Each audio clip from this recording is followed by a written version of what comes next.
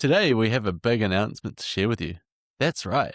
We're going to go on a big international conservation adventure this year, and we're going to be looking at what people are doing to help nature in another part of the world. We actually did this last year, exploring Sumatra, but we only told our family and friends about it.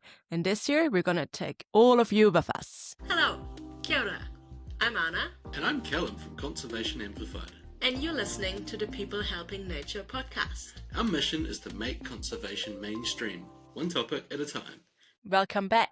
This is a bit of an unusual episode because normally we interview people and experts that are helping nature, but today we have something exciting to share. This year, between June and late August, early September, we're going to spend around 11 weeks cycling the Danube River from its source in southern Germany all the way to its delta in the Romanian-Ukrainian border area. We're going to be taking everything with us on these bike packs and having an epic adventure and meeting up with conservationists along the way. So the Danube River, for those of you who don't know, is the world's most international river. It runs through 10 countries. So it starts in Germany, then it flows into Austria. From there on, it goes into Slovakia, Hungary, Croatia, Serbia, and then it makes the border of Romania and Bulgaria for a while before it quickly touches Moldova.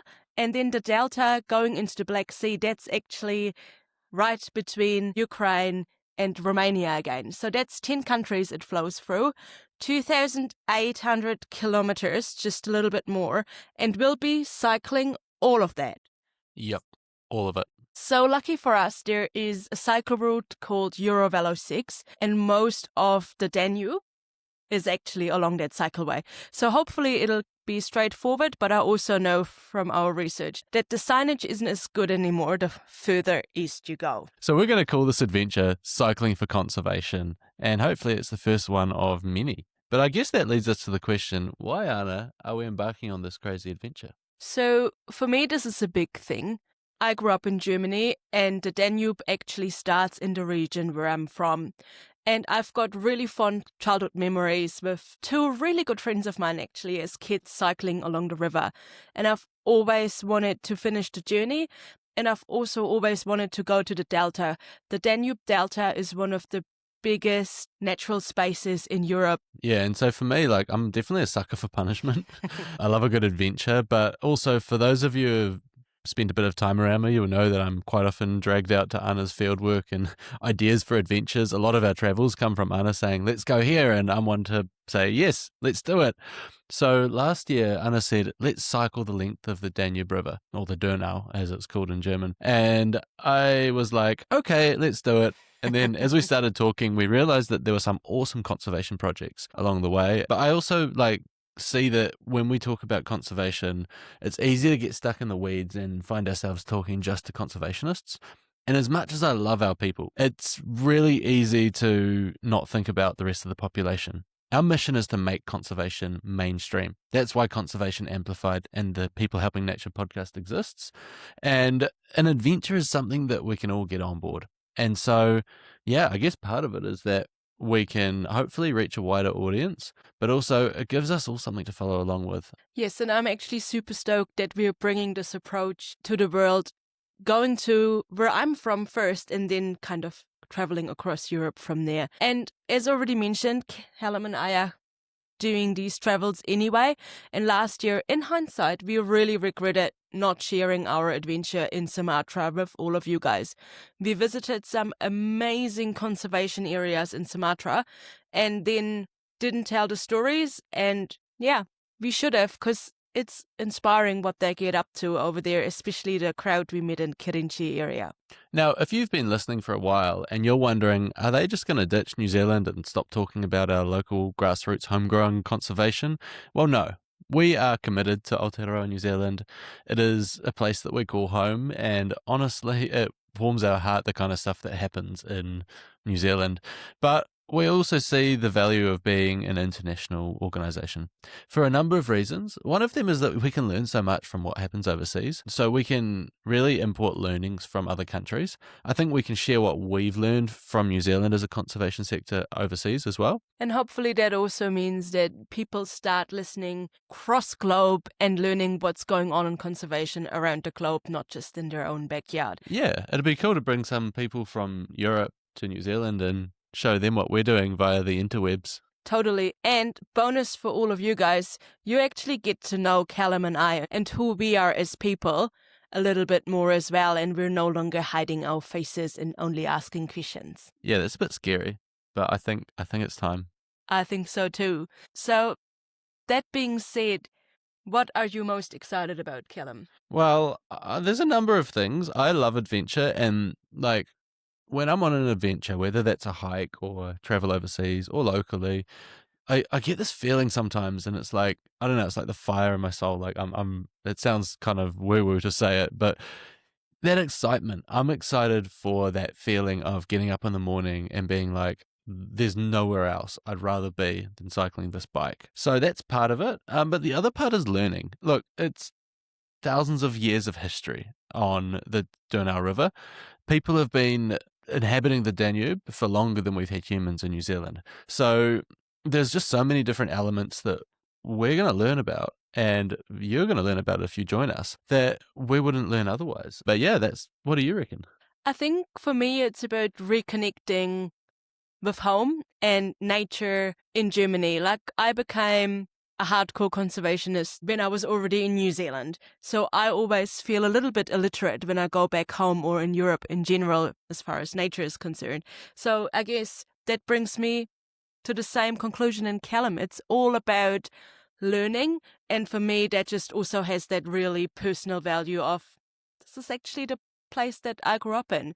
So super excited for that. I'm also super excited to meet people along the way and just really learn what they're up to and the wildlife that they're trying to protect. Yeah, and I think the other thing I'm really excited about is the experimentation aspect. So to us, this is a mega experiment. And we've got a number of assumptions that we're trying to prove. And if we can make this work in Europe, then in future years, we can go on international conservation storytelling adventures to other parts of the world. So let's see what happens. But hey, Anna, what are you most nervous about? Long days on the bike, in the rain, possibly with wrong wind direction, and then doing that all day and possibly the next day and having to smile for the camera while we're at it. What about you, Callum? That sounds pretty honest. I think one of the things I'm most nervous about is kind of confusing our listeners. We've built a following and an audience and a body of content in Aotearoa, New Zealand, and I'm just worried that some people that have come to follow us for our New Zealand stuff might get a bit annoyed that we're not sticking to that, or at least not only doing that. So I'm a bit nervous about that. I think we just need to be careful how we approach that. So, Anna, what do you think this is going to look like on a day-to-day basis? Well, you, not mornings person, are gonna... I'm not a mornings person. Not no. at all. I hate So the mornings. Callum's gonna get up with me every day rather early, because obviously the time we're over there is summer. So we're gonna get up early, cycle, escape the heat, set up our tent, then have some free time and get into editing and sharing what we're up to with all of you guys. What would success look like if we're looking back at it from the end? I think biggest thing is we didn't confuse our existing audience, and you guys had a lot of fun following us, learning what we got up to overseas.